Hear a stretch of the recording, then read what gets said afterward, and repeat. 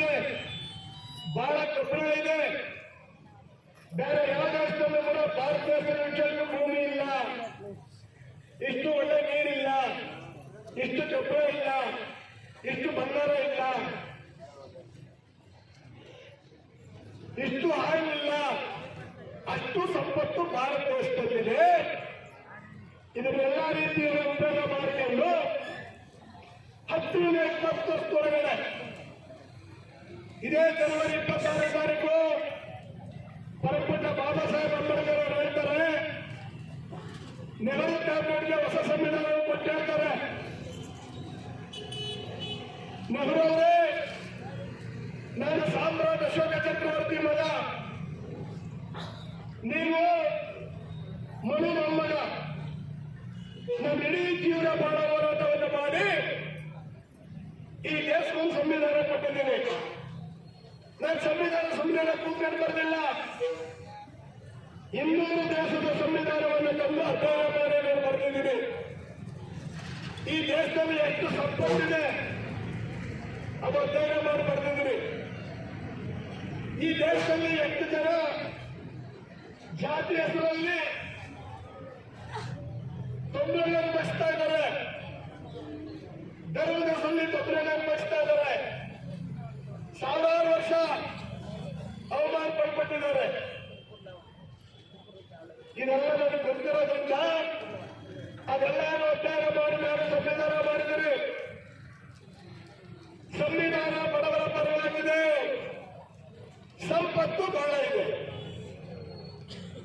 ನನ್ನ ಸಂವಿಧಾನ ನೀವೇನಾದ್ರೂ 10-20 ವರ್ಷಗಳ ಜಾರಿ ಮಾಡಿದ್ರೆ ಈ ದೇಶದಲ್ಲಿ ಬಡವರ ಇರಲ್ಲ, ಶ್ರೀಮಂತ ಇರಲ್ಲ, ಮೇಲ್ಜಾತಿ ಇರಲ್ಲ, ಕೆಳಜಾತಿ ಇರಲ್ಲ, ದೌರ್ಜನ್ಯಗಳು ನಡೆಯಲ್ಲ, ದಬ್ಬಾಳಿಕೆಗಳು ನಡೆಯಲ್ಲ, ಮೇಲು ಕೀಳುವ ಭಾವನೆಗಳಿಲ್ಲ.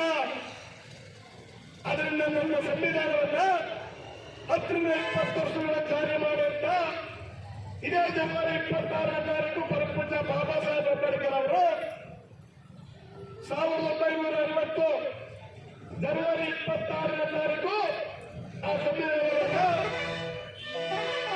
ನೆಹರು ಸಂಪುಟಿಗೆ ಕೊಡ್ತಾರೆ. ಆದರೆ ಮಾತಾಡ್ತಾರೆ ಅಂಬೇಡ್ಕರ್ ಅವರು, ಸಂವಿಧಾನ ಬಡವರ ಪರವಾಗಿದೆ, ದೇಶದಲ್ಲಿ ಸಂಪತ್ತು ಬಹಳ ಇದೆ, ಬಟ್ ಜಾರಿ ಮಾಡ್ತೇವೆ ಗ್ಯಾರಂಟಿ ನನಗಿಲ್ಲ.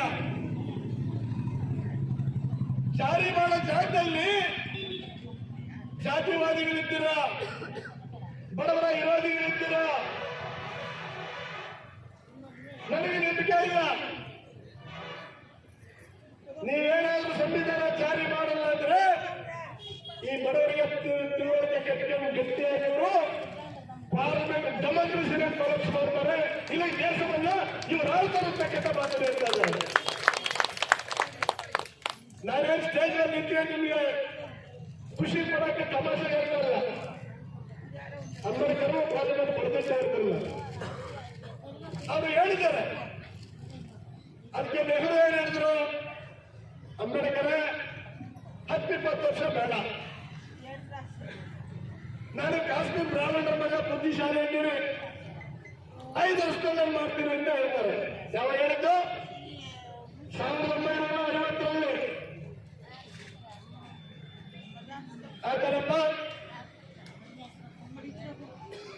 ಈ ದೇಶದಲ್ಲಿ, ರಾಜ್ಯದಲ್ಲಿ, ಜಿಲ್ಲೆಯಲ್ಲಿ ಪರಿಶಿಷ್ಟ ಜಾತಿ ಮತ್ತು ವರ್ಗದವರು ಎಷ್ಟಿದ್ದಾರೆ? 2 ಕೋಟಿ ಜನ ಇದ್ದಾರೆ ಕರ್ನಾಟಕದಲ್ಲಿ. ದೇಶದಲ್ಲಿ 32-40 ಕೋಟಿ ಜನ ಇದ್ದಾರೆ, 250 ಕೋಟಿ ಜನ ಇದ್ದಾರೆ, ಧಾರ್ಮಿಕ ಸಂಖ್ಯೆ 20 ಕೋಟಿ ಜನ ಇದ್ದಾರೆ. ಎಲ್ಲ ಸಮುದಾಯದಲ್ಲಿರ್ತಕ್ಕಂಥ ಬಡವರು ಮಧ್ಯಮ ವರ್ಗದವರು ಸೇರಿ 90 ಕೋಟಿ ಜನ ಇದ್ದಾರೆ ದೇಶದಲ್ಲಿ. ಎಷ್ಟಿದ್ದಾರೆ? 90 ಕೋಟಿ ಜನ ಇದ್ದಾರೆ. ಪ್ರಜಾಪ್ರಭುತ್ವ ಏನಿರ್ತದೆ, ಯಾವ ಜನಸಂಖ್ಯೆ ಜಾಸ್ತಿ ಇದೆ ಅವ್ರಿಗೆ ದೇಶ ಆಡಬೇಕು, ಈ ರಾಜ್ಯ ಆಡಬೇಕು, ಅವ್ರ ಕೈ ಬ್ಯಾಂಕ್ ಇರ್ಬೇಕು, ಅವ್ರ ಕೈ ಕೋಟಿ ಇರ್ಬೇಕು, ಅವ್ರ ಕೈ ಟಿಸಿ ಹಾಕ್ಸಿರ್ಬೇಕು, ಅವ್ರ ಕೈ ಎಸ್ ಹಾಕ್ಸಿರ್ಬೇಕು, ಅವ್ರ ಕೈ ಕೆಲಸ ಇರಬೇಕು, ಅವ್ರ ಕೈ ದೇಶದಲ್ಲಿ ಪಾರ್ಲಿಮೆಂಟ್ ಇರಬೇಕು ಅಂತ ಹೇಳ್ತಾರೆ. ಅಷ್ಟೇ ಅಲ್ಲ, ಅನುಶಾಸನ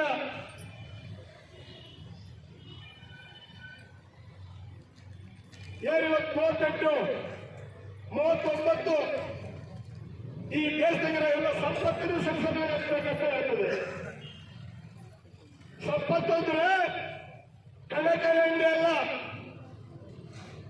ಈ ದೇಶದಲ್ಲಿರೋ ಭೂಮಿ, ನೀರು, ದುಡ್ಡು, ಪಗಾರ, ಕಬ್ಬಣ, ಹಾಲು, ಮಾರ್ಕೆಟ್ಟು, ಹೆಲಿಕಾಪ್ಟರ್ ಇಂದ ಸ್ಟೀಮರ್ ವರೆಗೂ ಕೂಡ ಸರಿಸಮನ ಭಾಗ ಆಗಬೇಕಂತಂದ್ರೆ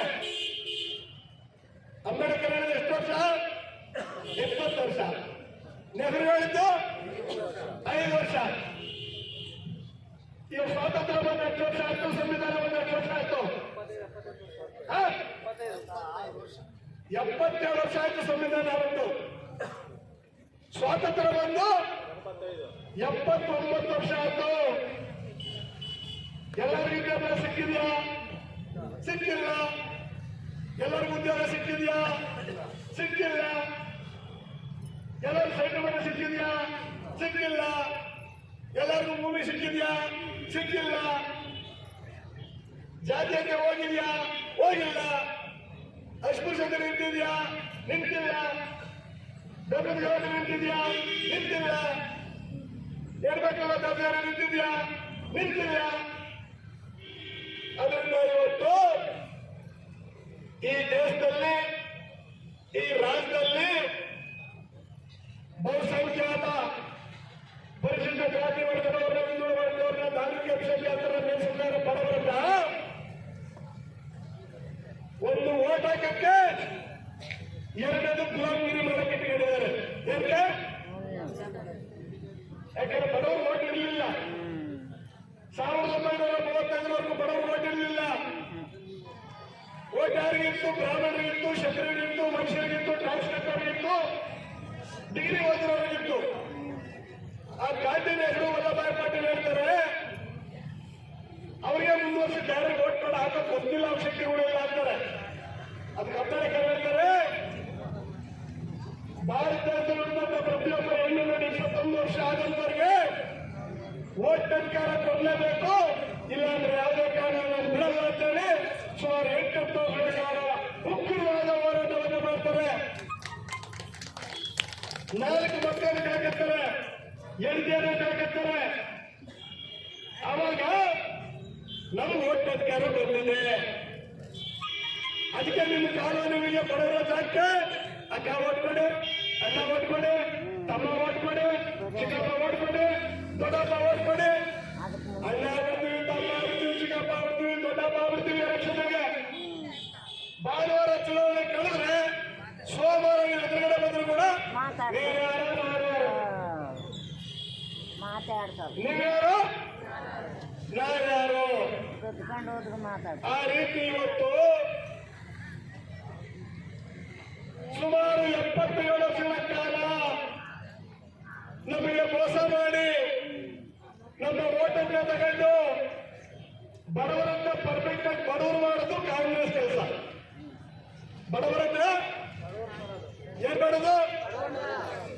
ಹೆಣ್ಮಕ್ಳಿಗೆ ಅರ್ಥ ಆಗಬೇಕಿದು. ಬಡವರನ್ನ ಪರ್ಫೆಕ್ಟ್ ಆಗಿ ಬಡವರು ಮಾಡೋದು ಕಾಂಗ್ರೆಸ್ ಕೆಲಸ. ಬಿಜೆಪಿಯವರು ಧರ್ಮದ ಅಮಲನ್ನ ಮುಸ್ಲಿಗಿಟ್ಟು ಹಿಂದೂಗಳೆಲ್ಲ ಒಂದೇ ಮಾತರ. ಆಯ್ತಪ್ಪ, ಒಂದೇ ಮಾತರ ಒಂದಾದ್ರೆ ಒಂದು ಗಂಟೆ 20 ಪದಗಳು 10-20 ವರ್ಷ ಸುಟ್ಟಾಗ್ತಾರಲ್ಲ.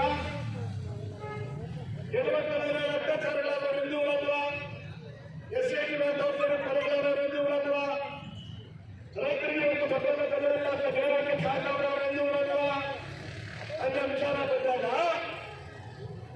ಈ ಕಾಂಗ್ರೆಸ್ ಬಿಜೆಪಿಯವರು ಅಂಗಡಿಗಳಿಟ್ಕೊಂಡು ಚಡ್ಡ ಬ್ಯಾನರ್ ಹಾಕೊಂಡು ಬಡವರಾಗಿಟ್ಟು ಉಂಟಾಗಿ ಇವತ್ತು ಓದ್ತಾರ ಕೆಲಸ ಇಲ್ಲ, ಸೈಟ್ ಇಲ್ಲ, ಮನೆ ಇಲ್ಲ, ಔಷಧಿ ಇಲ್ಲ ಅಂದ್ರೆ ಸಂವಿಧಾನಕ್ಕೆ ಕೆಲಸ ಮಾಡ್ತಾರೆ. ಇವರು ನಿಜವಾದ ರಾಜ್ಯೋದ್ಯೋಗಿಗಳು ಅಂತ ನಾವು ಹೇಳ್ಬೇಕಾಗ್ತದೆ. ಹೇಳ್ಬೇಕಾ ಬೇಡವಾ? ಹೇಳ್ಬೇಕಾ ಬೇಡ?